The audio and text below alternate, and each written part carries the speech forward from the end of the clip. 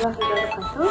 Salam, nama budaya, salam kebajikan untuk kita semua, dan salam harmoni. Halo semuanya, perkenalkan nama saya Nurul Rizky Citra Dewi dari kelas D, Program Studi Pendidikan Guru Sekolah Dasar. Saya di sini akan mempresentasikan mengenai tokoh-tokoh pendidikan abad pertengahan dan abad ke-20 beserta tinjauan pemikirannya. Baik, di sini saya akan mempresentasikan submateri yang pertama, yaitu materi tokoh-tokoh abad pertengahan. Abad pertengahan berlangsung dari abad ke-476 sampai dengan 1472 Masehi. Abad pertengahan ini terbagi menjadi dua periode, yaitu periode patristik yang dimulai dari abad ke-100 hingga abad ke-700 Masehi, dan periode yang kedua, yaitu periode skolastik yang dimulai dari abad ke-800 hingga 1500 Masehi. Berikut ini tokoh-tokoh pendidikan abad pertengahan beserta tinjauan pemikiran mereka. Tokoh yang pertama yaitu Plotinus, 204 Masehi sampai dengan 270 Masehi. Plotinus merupakan filosofi pertama yang mengajukan teori mengenai penciptaan alam semesta. Plotinus juga mengajukan teori emanasi. Filosof Plotinus sebagian besar berhubungan dengan mistik. Bahkan tujuan dari filsafat menurut pemikirannya adalah pencapaian pemahaman mistik. Hal-hal yang dibahas mengenai filsafat Plotinus antara lain sebagai berikut. 1. Metafisika Plotinus. Yang kedua, tentang ilmu. Yang ketiga, tentang jiwa. Yang keempat, tentang etika dan estetika Plotinus. Dan yang terakhir, bersatunya dengan Tuhan. Penerapan nalar terbukti dalam pemikiran Plotinus. Beliau menyatakan bahwa Tuhan yang merupakan singkatan dari metafisika tidak untuk dipahami, tetapi untuk dirasakan. Jadi tujuan filsafat dan kehidupan secara umum adalah penyatuan dengan Tuhan. Tokoh yang kedua yaitu Agustinus, 354 Masehi sampai dengan 430 Masehi. Sejak masa mudanya, ia mempelajari berbagai aliran filsafat, termasuk Platonisme dan skeptisisme. Ia diakui sebagai seorang skolastik sejati karena membentuk filsafat Kristen yang berdampak besar pada filsafat abad pertengahan. Beberapa pemikiran-pemikiran dari Agustinus antara lain sebagai berikut. 1. Tentang Tuhan dan manusia. Ajaran Agustinus dikatakan berpusat hanya pada Tuhan dan manusia, namun ajarannya lebih berpusat pada Tuhan saja. Yang kedua, teori pengetahuan. Agustinus berpikir bahwa Tuhan mencurahkan cahayanya pada jiwa manusia yang menyebabkan jiwa itu mampu menangkap kebenaran terakhir, tetap dan tidak berubah. Dan yang ketiga, teori tentang jiwa. Menurut Agustinus, jiwa tidak mempunyai bagian karena ia imaterial.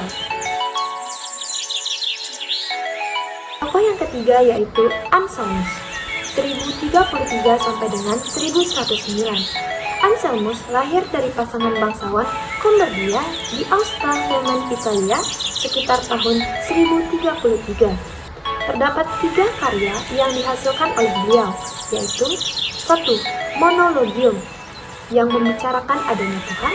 Yang kedua, Proslogium yang membahas tentang adanya dalil-dalil Tuhan. Dan yang ketiga, Cur dos Homoii, God Become Man, berisi ajaran tentang tobat dan petunjuk tentang cara penyelamatan melalui Kristus. Bagi Anselmus, tanpa wahyu tidak ada kebenaran, karena kebenaran harus beriman terlebih dahulu pada wahyu. Anselmus berpendapat bahwa ia mendahulukan iman daripada akal, karena baginya akal pembantu wahyu. Baik, sekarang kita masuk ke submateri yang kedua, yaitu tokoh-tokoh pendidikan abad ke-20. Pada abad ke-20, dimulai pada tahun 1901 hingga 2000. Pada abad ke-20 ini, pendidikan digolongkan menjadi 3, yaitu 1. Aliran sosial, yang kedua aliran kepribadian, dan yang ketiga aliran pembaharuan pengajaran.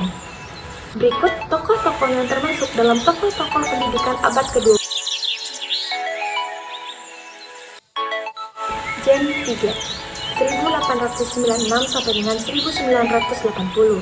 Sejak awal abad ke-20, ia sering mempelajari serta melakukan penelitian pada proses pembelajaran anak-anak dalam belajar membangun pengetahuannya.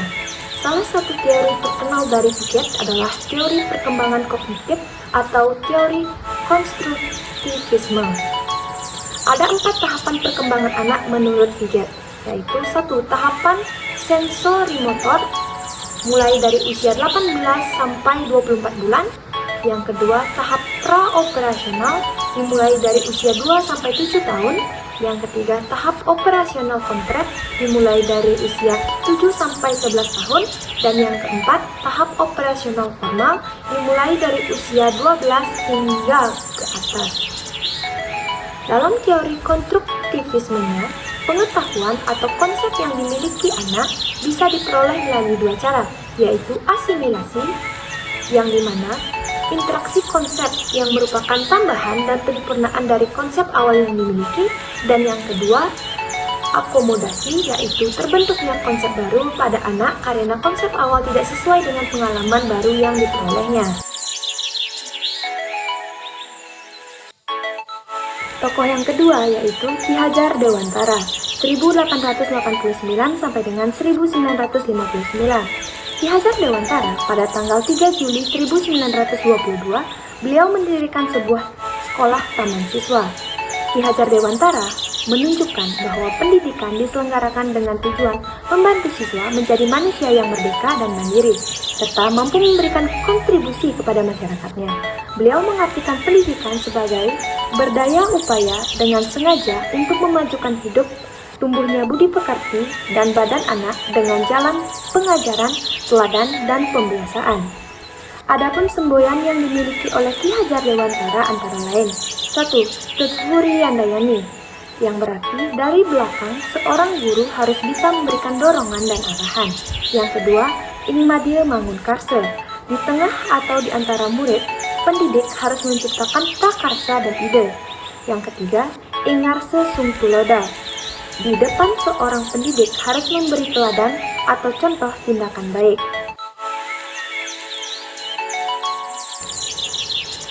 Yang ketiga yaitu John Dewey, 1859 sampai dengan 1952. Beliau adalah seorang ahli pendidik dari seorang ahli filsafat Amerika yang terkenal. Dalam dunia pendidikan, Dewey memperkenalkan pendidikan progresif dalam dinamika pendidikan. Pendidikan progresif hadir sebagai bentuk perlawanan terhadap pendidikan tradisional. Pendidikan progresif yang dikemukakan oleh Dewey berdasar aktivitas pembelajaran pada pengalaman yang harus dipahami oleh peserta didik. Pendidikan progresif ini siswa dilibatkan secara aktif dalam pembelajaran sehingga dikenallah pemahaman learning by doing untuk menggambarkan aktivitas belajar pada pendidikan progresif ini, sehingga dipahami bahwa unsur-unsur yang membentuk pendidikan progresif ini adalah shoulder center dan social center.